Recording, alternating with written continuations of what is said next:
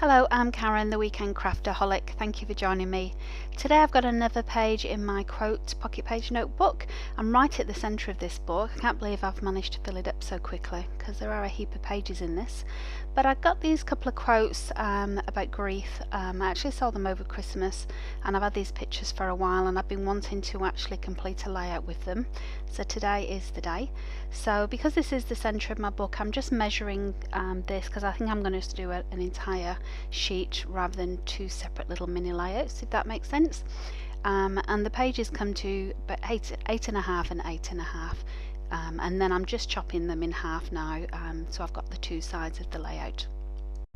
So I've had this paper for a while actually. There's a few sheets that I have of this, 12 by 12s. It's by Teresa Summer Stories. So I'm just going through the rest of the sheets to see if there's any other complementary ones that I can use just to frame these two photographs that I've got. Because it is a busy background, I do want to just layer a few layers behind the photos just to make them stand out a little bit on their own. Naturally I'm going to go with a pink colour, and I was looking for a darker colour as well because of the outline of the flowers. And as much as I love the black, being a geometric design, I didn't think it would back very well with those straight lines.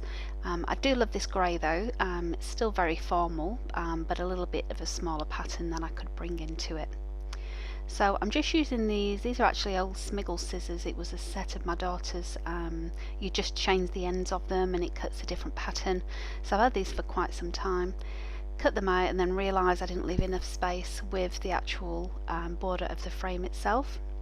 Start to chop a little bit more of that and then I'm done. Now I know I want a big title, so I'm going through my alphas here just to see which colour would be best, whether I use the black, a pink or a neutral. And as I'm doing that I realise I don't even know what the title of this is going to be. So I'm looking now for some smaller alphas, and then I get my ruler out and actually feel alphas is probably not the way to go. And I didn't want to stamp either, I wanted something really to go over this pattern. So instead I'm trying to decide what would my title be, and then I think I'll get out my sentiments and have a look, see if there's any inspiration in that. So I'm going through quite a few of these sets now and hoping to come across something that's relevant to these two photographs with the paragraphs of text on. Now I really like this one because it has got the words love and forever on the top of them, but I didn't really like the font to go with the formality of the spread that I was doing. This one, these are all Kaiser sheets actually, 12 by 12 sticker sheets, but I do normally take off these sentiments at the bottom and keep them separate. And I do end up going with this sheet, so I'd end up coming back to that. I particularly like the green one right across the middle, and maybe I could have gone with the green, but I go with this one and I think the colours are perfect. All I need to do is chop them down slightly to make sure that they're going to fit and also fill out the spread a little bit more as well. So I get out my tea ruler and I'm just about to stick them down, and I also feel that they could get lost in the pattern of the flowers behind them. So with these leftover scraps of the pink glittery paper, I do decide to just give them a little border of themselves as well, just to bring that in. Obviously I didn't want the grey as well, it really would have been too much, so this was really just a nice small border just to separate the white. Now you're probably wondering what I'm doing with that little pair of scissors. It's really just try and push those little sheets from underneath. This has got quite a wide protected blade, and because I've got no nails at the moment it's really hard to just get those little pieces out. So just using my little scissors to push those out of the way. And this is the part where the spread starts to come together. I have a little bit of a play, just jiggling around, deciding which layout I want. I did want them quite symmetrical and decided to go for a bit of a mirror image, if you could call it that, with the photographs not quite aligned on each page and the sentiments as well, kind of offsetting each other. And just sticking that down with my tape runner now, trying to get them as straight as I can. Now I did have these little offcuts that I did from the frame before, and I did keep them thinking I may be able to use them, but decided against that.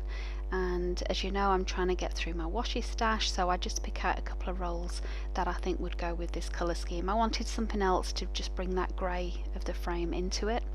Now I really like this one, but it was probably too thick to use at the bottom of the left hand page, so I've kept both of them, and I am going to cover them up with some die cuts later in the spread, so I'm not worried too much about how exposed they look at the moment.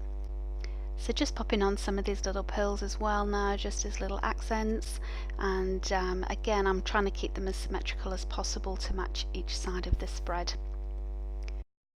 So all that's left for me to do now is add on some die cuts, and I did get these vellum flower pieces only a few weeks ago, so they were top of mind that I had them in my stash, and I absolutely love these vellum pieces. So I'm just putting aside the ones that I know I don't want to use because of the colour, and I'm also going to just chop away some of the green leaves as well because I know they won't work with this spread. So don't be afraid to chop away at some of your die cut pieces if ever you need to do this. I always put them to one side and use them again later, they don't go to waste. And so here I'm just covering up some of that washi tape, and I'm also adding a few extra flowers as well near the pictures, and it's coming together quite nicely. The spread's almost done. I am using this zig glue pen to put them down because I don't want the glue to show through the vellum rather than my tape runner or the liquid glue.